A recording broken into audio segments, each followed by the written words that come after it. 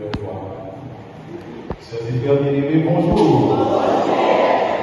Voilà, ça, ce sont des gens qui sont en fête. Comment allez-vous, sœurs et frères? Très bien. Est-ce que par la grâce de Dieu, tout va bien? Pas par votre grâce ou par votre force. Pas trop fatigué après la marche d'hier. Ah, ça vous a donné de la force. Chers frères bien-aimés,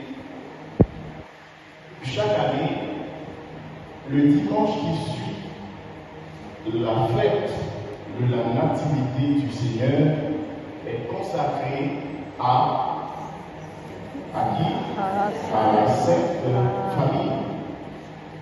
C'est dans ce sens qu'en ce dimanche 28 décembre, nous sommes rassemblés en Église, nous sommes rassemblés en communauté de frères et de sœurs pour célébrer avec joie la solennité de la Sainte Famille de Nazareth, qui est composée de qui? Sainte-Anne et Loisel. Jésus, Marie, Joseph. Qui est composé de qui? Jésus, Marie, Joseph. Marie, Joseph. Et Joseph. Et comme je dis tout le temps, chaque fête que l'Église nous invite à célébrer nous renvoie à quelque chose. On ne célèbre pas juste pour célébrer. Chaque fête que l'Église nous donne de célébrer nous renvoie à quelque chose. Eh bien, cette fête que nous célébrons aujourd'hui, savoir la fête de la Sainte Famille, eh bien, est une fête qui vise à montrer la Sainte Famille de Nazareth comme le vrai modèle de vie dont nos familles doivent s'inspirer. Écoutez bien, cette fête que nous célébrons nous montre que la Sainte Famille de Nazareth est le vrai modèle de vie dont nos familles chrétiennes doivent s'inspirer, et aussi où elles peuvent trouver aide et réconfort. Nous autres, comme chrétiens, notre modèle de famille, c'est quelle famille? La Sainte Famille de Nazareth. Notre modèle, ce n'est pas ce que nous dit le monde. Parce que bien souvent, le monde cherche à nous perdre. Le monde cherche à nous embrouiller. Et je vais le dire un peu plus tard. Chers frères, bien-aimés, comme vous pouvez le constater, dans le monde d'aujourd'hui, tout semble changer. Le monde d'aujourd'hui, chers frères, est en crise. Pourquoi? Eh bien, parce que nous sommes en train de perdre la notion des choses.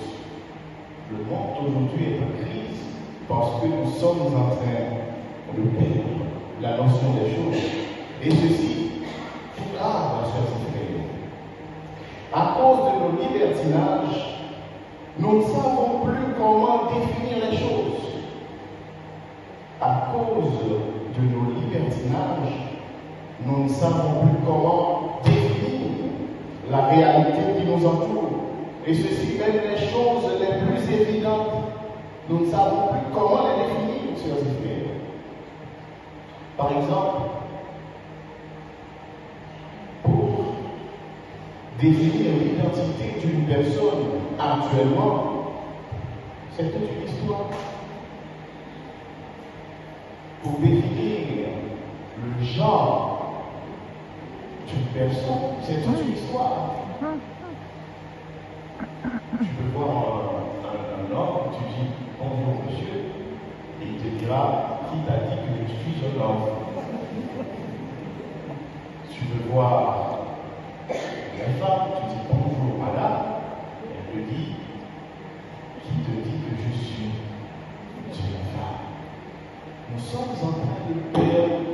notion des choses, sœurs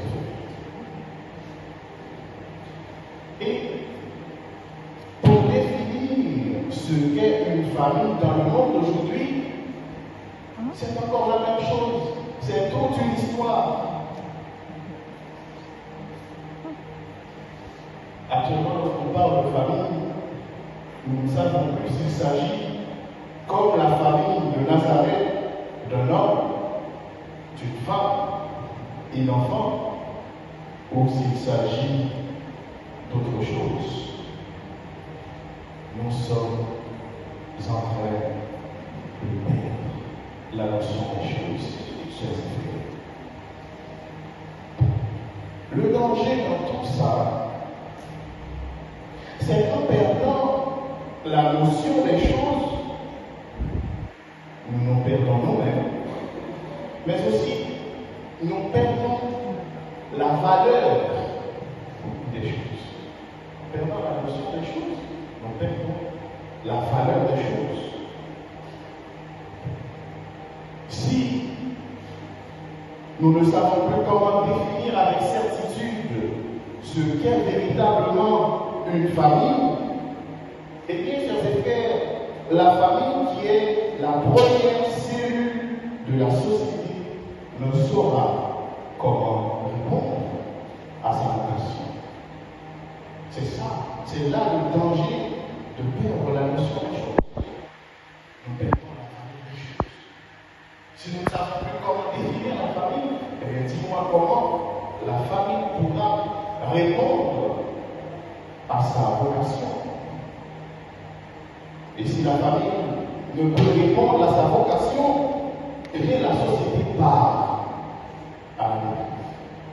Et c'est ce que nous sommes en train de vivre actuellement. Tous nous disons, les choses ne sont plus comme avant. Eh bien, nous sommes en train de perdre la notion des choses. Comment voulez-vous que les choses soient comme avant? Nous nous perdons. Nous perdons la valeur des choses. C'est là le danger, chers frères. Et cette fête de la Sainte Famille que nous célébrons est une fête qui veut nous donner de l'espérance dans un tel contexte. Cette fête, comme chrétiens, nous apporte de l'espérance. Cette fête nous dit, même si le monde semble chamboulé, même si le monde veut nous faire perdre le sens et la définition des choses, et ceci même de la famille, nous devons nous recentrer comme chrétiens. Nous devons nous focaliser comme chrétiens. La fête de la Sainte Famille veut nous faire prendre conscience de comment est constituée une famille chrétienne. Une famille chrétienne, chers frères, est une famille qui est constituée d'un homme, d'une femme et d'enfants. Pas autre chose. Je sais que la vérité est dure à entendre. Je sais que ça peut molester certains. Mais la vérité doit être entière. Et comprenez bien, chers frères, lorsque l'Église vous dit la vérité, l'Église ne cherche pas à vous juger. Moi, je ne cherche pas à juger personne, je ne cherche à juger personne. Je vous dis la vérité. Parce que, après tout, la mission de l'Église, c'est de nous élever.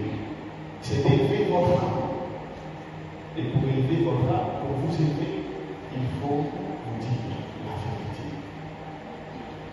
Et vous avez comme mission d'élever le monde. Il faut dire aussi la vérité au monde. Une famille chrétienne est constituée d'hommes, femmes et enfants. Pas deux hommes et des enfants. Pas deux femmes et des enfants. Non. Peut-être que la loi dit c'est permis. Mais l'Évangile que nous proclamons, le Christ que nous suivons, l'Église qui est notre mère, nous dit.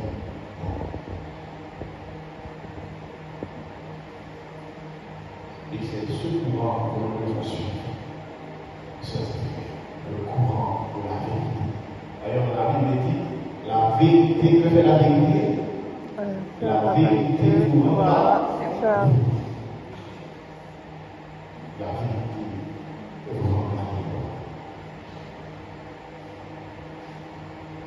Oui, chers frères, c'est ça, la vraie constitution d'une famille. Un homme, une femme et des enfants. La Sainte Famille, c'est aussi la vraie famille chrétienne. C'est aussi une famille, à l'exemple de la Sainte Famille, qui place Dieu au centre de son intérêt. Il faut placer Dieu au centre de vos intérêts. Joseph et Marie ont toujours placé Dieu au centre de leur famille. Toutes leurs décisions ont été inspirées et guidées par Dieu. D'ailleurs, nous venons de l'entendre dans l'évangile que nous avons proclamé. Dieu leur dit de partir en Égypte. Qu'est-ce qu'ils font? Qu'est-ce qu'ils font? Ils parlent, ils obéissent. Dieu leur dit de revenir en Israël. Ils reviennent. C'est une famille qui écoute Dieu. C'est une famille qui écoute la voix de Dieu. Nous aussi, chers frères, nous devons apprendre à écouter Dieu. Nous devons apprendre à être dociles à la voix du Seigneur. Voici l'exemple que la fête de la Sainte Famille nous demande de suivre aujourd'hui comme chrétiens, chers frères. Dieu doit être au centre de nos familles. Dieu doit être au centre de nos familles, chers frères. Et si vous placez Dieu au centre de vos familles, vous connaîtrez des difficultés, mais jamais l'échec. Si vous placez Dieu au centre de vos familles, vous pouvez perdre les combats, mais jamais la guerre. Car Dieu assure la victoire de ceux qui le placent au centre de leur vie. C'est ça la réalité, chers frères. Placez Dieu au centre de vos familles. Et c'est pourquoi, chers frères, ce matin, je vous invite à bâtir votre vie de famille essentiellement sur l'amour et la prière. Je vous invite à bâtir votre vie de famille essentiellement